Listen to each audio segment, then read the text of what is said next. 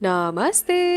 आज हम बनाने वाले हैं शाही मटर पनीर। न्यू ईयर आ गया है पास, तो डेफिनेटली कोई टेस्टी सी रेसिपी तो ज़रूर चाहिए जो उस दिन के लंच या डिनर में हम एंजॉय कर सके। तो मटर पनीर की रेसिपी तो सभी वेजिटेरियंस की फेवरेट होती है। तो आज हम सीखेंगे शाही मटर पनीर किस तरीके से बनाते हैं, और मैं एक स्पेशल मसाला भी बताने वाली हूँ जो आप शाही पनीर या फिर शाही मटर पनीर बनाने में इस्तेमाल कर सकते हो, अभी भी और आगे भी। फ्रेश मसाले के साथ जब आप ये मटर पनीर बनाओगे तो न्यू ईयर पे सब आपके खाने के फैन हो जाएंगे, या फिर आप बाद में भी बनाओगे तब भी आपके खाने के फैन हो जाएंगे। तो शुरू करते हैं। तो सबसे पहले मैं यहाँ पे ले रही हूँ टमाटर। ये नॉर्मल हाइब्रिड वाला टमाटर है, आप लोकल वाला भी यूज कर सकते हो, कोई प्रॉब्लम नहीं है। इसका कलर थोड़ा ज्यादा रेडिश होता है, इसलिए मैंने ये यूज करा है। और इसको करूंगी मैं रफली चॉप। तो इस तरीके से बस बड़े बड़े पीसेस कट कर लो आप, और इसके बाद हम इसे मिक्सर जार में डाल देंगे और हम बना लेंगे इसकी प्यूरी।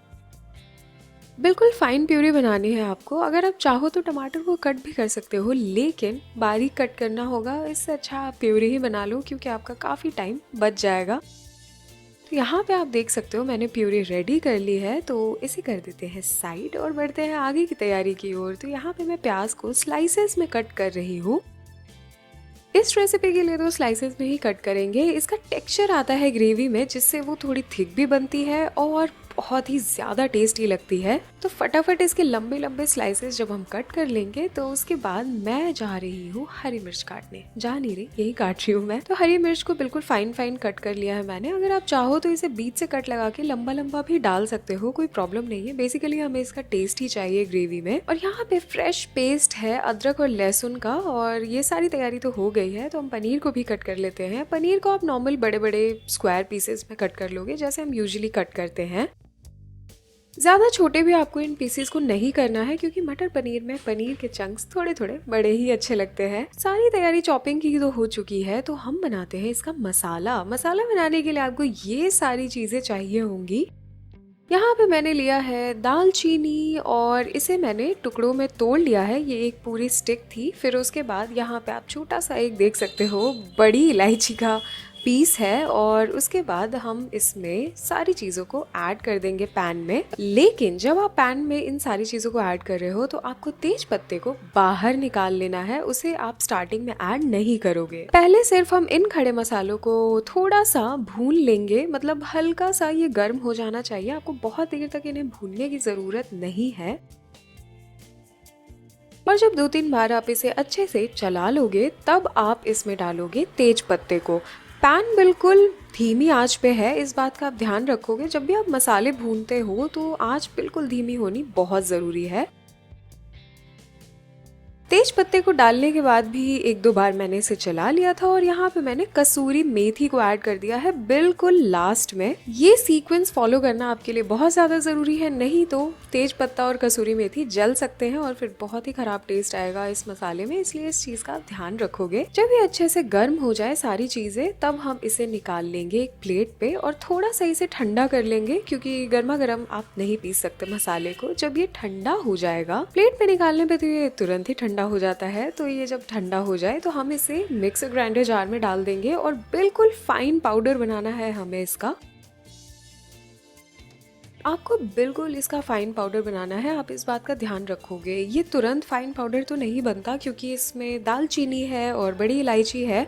तो थोड़ा सा आप इसे देर तक चलाओगे, लेकिन मिक्सर को आप बहुत गर्म होने मत देना। अगर आप चाहो तो आप इसे 2 बारी में भी पीस सकते हो, ताकि ये जल्दी हो जाए और आपको ज़्यादा प्रॉब्लम ना हो इसे पीसने में। और यहाँ पे आप देख सकते हो मसाला बिल्कुल तैयार है। आप सिर्फ फिलहाल इसे देख ही सकते हो, लेकिन इसकी खुशबू बहुत ही ज़्यादा लाजवाब है। आप एक बार ज़रूर इस मसाले को बनाकर ट्राई करना। मार्केट से शाही पनीर मसाला लाने से बेटर है कि आप इसे घर पे बना लो। तो सारी चीज़ें रेडी हो गई हैं, अब चलते हैं रेसिपी को तैयार करने की ओर। अब तो बस 2 मिनट ही लगने हैं मटर पनीर बनाने में। यहाँ मैंने एक कढ़ाई ली है, उसमें डाला है तेल, और मैं थोड़ा सा इसमें घी भी ऐड कर रही हूँ। इससे एक बहुत ही अच्छा टेस्ट आता है पूरी ग्रेवी में। जितनी क्वांटिटी में आप तेल का इस्तेमाल करोगे, उसकी आधी क्वांटिटी में आपको घी का इस्तेमाल करना है। इससे क्या होगा कि हमें तेल ज़्यादा यूज़ नहीं करना पड़ेगा, और घी का भी बहुत ही अच्छा फ्लेवर आएगा ग्रेवी में, जो कि बहुत ही ज़्यादा टेस्टी लगती है। आप चाहो तो सिर्फ घी या सिर्फ तेल इसमें भी बना सकते हो, कोई प्रॉब्लम नहीं है। जब तेल अच्छे से गर्म हो जाए हम उसमें जीरा ऐड कर देंगे।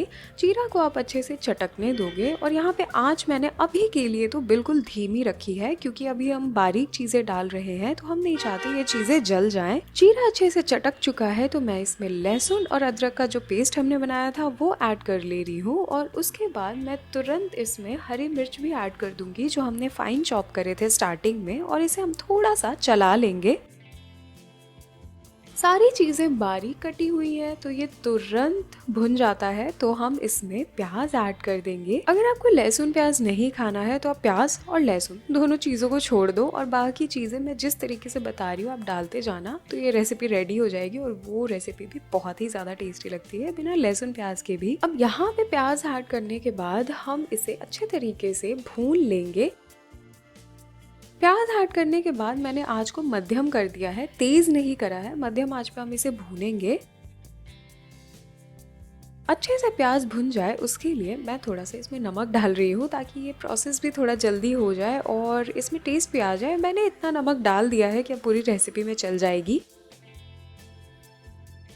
प्याज को अच्छे से भूनना बहुत ज़रूरी है। अगर प्याज में थोड़ा बहुत भी कच्चापन रह गया और वो अच्छे से भुना नहीं तो इस रेसिपी में अच्छा टेस्ट नहीं आएगा, जो कि हम बिल्कुल नहीं चाहते। और नमक डालते ही प्याज थोड़े गलने लग जाते हैं और थोड़े थोड़े ब्राउन भी होने लगते हैं। जैसे ही आपको लाइट ब्राउन कलर नजर आने लगे आप इसमें डाल दोगे टमाटर की प्योरी। टमाटर की प्योरी ऐड करके हमें अच्छे से सारी चीज़ों को मिलाना है। आप चाहो अगर आपने कम नमक डाला है स्टार्टिंग में तो यहाँ पे आप दोबारा थोड़ा नमक ऐड कर लेना। मैंने तो सफिशिएंट डाल दिया था, एनफ डाल दिया था, तो मैंने नमक ऐड नहीं करा है। अब ये जो पॉइंट है यहाँ पे भी अच्छे से हमें इस मसाले को भूनने देना है। जब रेस्टोरेंट में हम लबाबदार या चॉप मसाला बनाते हैं तो हम इसी तरीके से अच्छे से पहले मसाले को भूनते हैं, तभी उसमें बहुत ही अच्छा टेक्सचर और टेस्ट आता है। तो ये स्टेप बहुत ही ज्यादा इम्पोर्टेंट है कि आप अच्छे से पेशेंस के साथ, मतलब धैर्य के साथ मसाले को अच्छे से भूनो। अब यहाँ पे आप देख सकते हो कि टमाटर का पानी बिल्कुल सूख चुका है और साइड साइड से थोड़ा थोड़ा ऑयल भी रिलीज होने लगा है, मतलब थोड़ा थोड़ा तेल भी छोड़ने लग गया है ये चॉप मसाला हमारा। तो यहाँ पे हम सारे सूखे मसाले को ऐड करेंगे। सबसे पहले मैंने इसमें शाही मसाला ऐड करा है जो अभी ताज़ा ताज़ा हमने बनाया था, और मैंने फिर इसमें कश्मीरी रेड चिली ऐड करी है। जी हाँ, बस इतने ही मसाले आपको ऐड करने हैं। आप चाहो तो थोड़ी बहुत हल्दी भी ऐड कर सकते हो, मैंने नहीं करा था, मुझे इतने ही मसाले सही लगते हैं ऐड करना। मसाले, सूखे मसाले जब हम इसमें ऐड कर देंगे तब स्पेशली आपको एक चीज़ का ध्यान रखना है कि आपको आंच को बिल्कुल धीमा कर देना है और इसे भी अच्छे से भूनना है। मसालों को ऐड करने के बाद भूनना बहुत ही ज़्यादा ज़रूरी है। अगर इस स्टेज पे आपने अच्छे से भुनाई नहीं की तो मसालों का कच्चा टेस्ट आएगा, जो कि बिल्कुल अच्छा नहीं लगता। इसलिए यहाँ पे अच्छे से आप थोड़ा सा भून लोगे इसे। और जब मसाले अच्छे से भुन जाएं तब हम इसमें डालने वाले हैं काजू का पेस्ट। काजू को सिर्फ 10 मिनट बिल्कुल गर्मा गर्म पानी में आप भिगोने के लिए छोड़ देना। उसके बाद आप उसी पानी के साथ उसे पीस लेना, बिल्कुल दूध की तरह हो जाना चाहिए, उसमें चंक्स नहीं होने चाहिए ज्यादा काजू के। और उसे हम यहाँ पे ऐड कर देंगे। सबसे पहले प्याज, फिर टमाटर और फिर सूखे मसाले, और यहाँ पे फिर आता है काजू का पेस्ट। इन सारी चीजों को इसी सीक्वेंस में आप ऐड करके इसी तरीके से भूनोगे। जब काजू वाले पेस्ट को आप इसमें ऐड करोगे तब आप देखोगे थोड़ी ही देर में उसका पानी भी सूख जाएगा और ये मसाला दोबारा से बिल्कुल अच्छे से थिक हो जाएगा, मतलब मोटा हो जाएगा, गाढ़ा हो जाएगा। तब हम इसमें डालने वाले हैं मटर। मटर डालने के बाद हम तुरंत इसमें पनीर भी ऐड कर देंगे और बिल्कुल हल्के हाथों से आपको इसे भूनना है, क्योंकि यहाँ पे पनीर बहुत सॉफ्ट है। आप चाहो तो पनीर को फ्राई करके भी डाल सकते हो, लेकिन मुझे इसी तरीके से पसंद है तो मैं ऐसे ही डालती हूँ। और इसी तरीके से आप डालोगे तो ज़्यादा टेस्टी मटर पनीर बनेगी, क्योंकि एक्चुअली पनीर बहुत सॉफ्ट रहते हैं इस तरीके से ऐड करने पे, क्योंकि हम इसे बिल्कुल ना तेज़ आंच पे लास्ट में पकाएंगे और वो च्यूई नहीं होगा।